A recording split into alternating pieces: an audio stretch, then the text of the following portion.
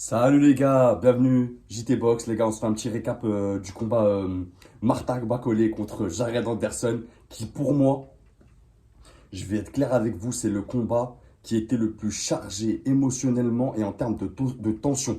J'ai été comme un ouf, je sais pas vous, devant ma télé, genre à chaque coup, chaque déplacement. Tu vois, on était comme des dingues. Ah, j'ai kiffé de malade les gars. Moi, j'avais pronostiqué Jared Anderson.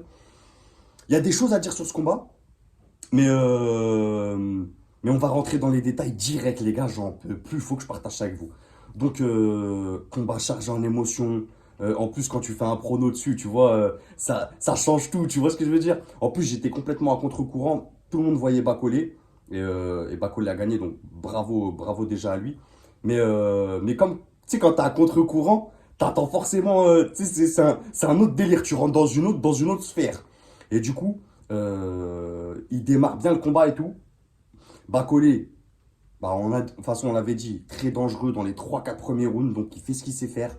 Boxeur avec beaucoup de pression, beaucoup d'agressivité, un gros gabarit, qui a des échanges lourds, qui va pas forcément débiter beaucoup de coups, mais qui va débiter des coups lourds. Et on voit que les premiers échanges, ça va être compliqué pour Jared d'aller chercher la puissance. Même s'il est jeune et tout, on voit qu'il veut rester là, qu'il veut lui montrer que t'inquiète pas, je suis là. Mais à un moment donné, t'en prends.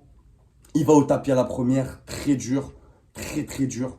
Euh, il se relève, il finit le round. Derrière, gros mental, il a montré qu'il était courageux.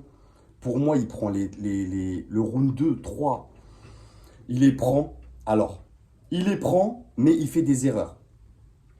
Il prend les rounds, certes, il prend les rounds 2, 3, même 4, allez, à la rigueur. Le quatrième, je sais pas, faudrait que je regarde encore le fight, mais en tout cas, on va analyser vraiment sur le deuxième et troisième round ce qu'il a fait Jared Anderson. C'était beau d'aller chercher les coups au corps, les combinaisons, les jabs, face, tu vois, après redescendre au corps, Bacolé un peu en retard sur les échanges.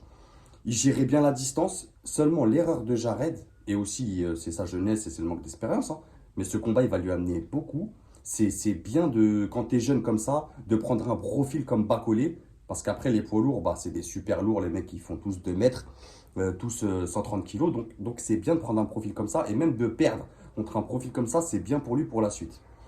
Donc, euh, donc il prend les rounds, mais il fait une erreur quand même, il reste au contact. Tu vois, là où moi je le voyais plus sur les jambes, à gérer plus la distance vraiment, rentrer, bam bam, je sors.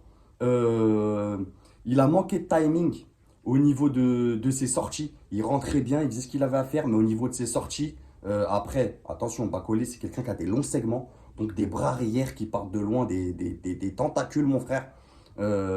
C'est pas facile à gérer. Quand tu as été touché, il va pour la première fois de sa vie au tapis, les gars, il a 24 ans. Il est devant son public américain. Ah, la dinguerie. Et du coup, il aurait pas dû rester au contact. Mais après, je dis qu'il aurait pas dû rester au contact. Mais quand tu es down au premier round et que tu as des échanges durs, est-ce que tu perds pas un peu tes moyens? Est-ce que aussi il voulait pas trop montrer? Parce qu'à un moment donné, on le voit, il reste au contact. Genre, tu vois, il accepte l'échange. Il accepte l'échange, il essaye de faire du corps à corps, un peu d'accrocher, alors que c'est pas du tout sa boxe. Euh, Manque d'expérience de sa part et surtout ne pas enlever à Bacolé une grosse force d'adaptation.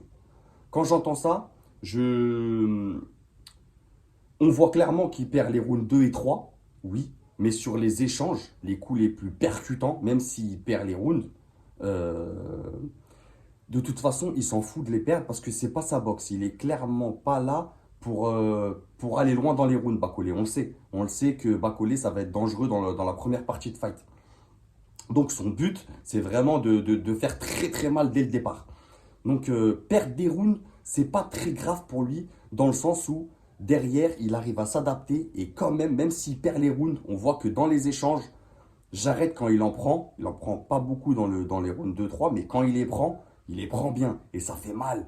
Ça fait mal, ça pique. Ça pique les mecs, des patates de 130 kilos qui arrivent, ça pique. Vraiment. Même si en face, t'as un poids lourd de 115 kilos, bah, on voit que les jambes, tu vois, elles commencent à être fébriles. Mais en tout cas, très courageux Jared. Je sais plus, à un moment donné, je crois que c'est dans le cinquième. Dans le cinquième, à un moment donné, il prend des bras arrière, il tombe et il a quand même la lucidité. Tu vois, il reste à genoux quand même. Et là, on le voit, il se dit, ça va être chaud. Je sais même pas si à ce moment-là, il faut pas l'arrêter. Parce qu'on voit dans les yeux, à un moment donné, il se relève. Regardez le combat, les gars, il se relève. Et on voit que l'arbitre lui dit, ouais, c'est bon, c'est bon. Il regarde son coin comme ça un peu, il y a un moment de flottement. Genre en gros, c'est chaud, c'est chaud. Est-ce qu'il aurait pas fallu préserver ton boxeur qui a quand même pris pas mal de coups précis de la part de Bacolé, d'arrêter ton boxeur pour le préserver? Parce que bon, suite après ça, suite après les deux bras arrière, il se relève, bon, il se fait TKO. L'arbitre il arrête le combat. Il prend quand même derrière, il prend encore quand même quelques coups, hein. Il prend encore trois quatre coups bien placés de Bacolé. Bacolé qui est un boxeur d'instinct. Et il m'a fait plaisir sur ce fight. Vraiment, il m'a fait plaisir. Je savais qu'il était dangereux dans les trois quatre premiers rounds. Et c'est bien pour Bacolé. Moi, c'est ça que je veux voir. Je veux le voir contre tes profils techniques. C'est bien pour lui. Parce que la puissance, on sait qu'il l'a. On sait qu'il va être dangereux dans les trois quatre premiers rounds. Mais est-ce qu'il, à l'avenir, est-ce qu'il va pouvoir gérer des boxeurs techniques d'un gros niveau, tel un Parker? Moi, c'est là que je veux le voir. Je veux vraiment voir son intelligence sortir. Je pense que vraiment, il est en ce combat-là. J'espère que ça va lui donner des opportunités. Moi, j'aime les deux boxeurs, hein, que ce soit Jared ou Bacolé. J'aime bien les deux. Sur ce fight, j'avais pronostiqué Jared parce que voilà, je pensais qu'il allait être plus sur les jambes, qu'il allait moins rester au contact. Mais bon, force est de constater que Bacolé a fait le boulot. Encore bravo. Et j'espère pour lui qu'il aura des opportunités derrière. J'entends parler d'un Jeng. Bacolé Jeng, ça me dérange parce qu'il n'y a rien derrière. Jeng, c'est quelqu'un qui est en fin de carrière. Je l'ai déjà dit, 40 ans les gars, il faut raccrocher les gants, les Shizora, tout ça. Pourquoi pas un Dylan White? Je vois bien un Bacolé Dylan White. On sait qu'il chambrait déjà.